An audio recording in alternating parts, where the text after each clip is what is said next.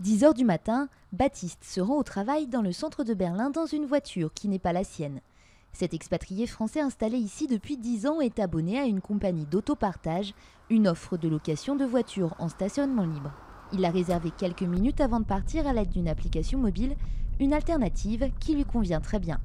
En fait, c'est le côté pratique, le fait de pouvoir avoir une voiture facilement si j'ai du shopping à faire ou si on doit se déplacer à plusieurs, c'est plus économique que de prendre un taxi en général.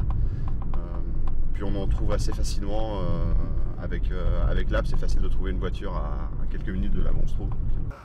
À Berlin, l'autopartage est en plein boom, avec plus de 210 000 inscrits contre 140 000 à Londres ou 25 000 à Paris. 10 compagnies se partagent le marché et parmi elles, DriveNow. Lancée en 2011, elle mise clairement sur Berlin avec une flotte de 1000 véhicules. Ici, DriveNow fonctionne particulièrement bien. Les gens l'utilisent souvent parce que la circulation est bien adaptée et parce que les gens ne possèdent pas beaucoup de voitures.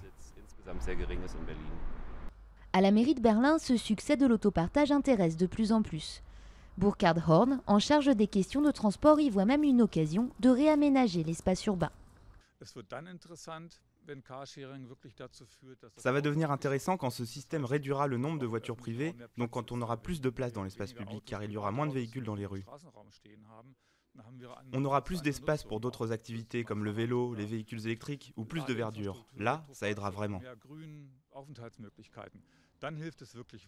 Une opportunité que ces 3 jeunes entrepreneurs ont déjà saisie. Ils ont adapté l'autopartage aux scooters et viennent de lancer leur start-up. Le scooter n'a que des avantages dans le trafic. On va plus vite, on trouve plus de parking et c'est moins cher. Cet engouement ne se limite pas qu'à Berlin. À l'image de sa capitale, c'est toute l'Allemagne qui se tourne vers l'autopartage avec plus d'1 million d'utilisateurs, soit autant qu'aux États-Unis.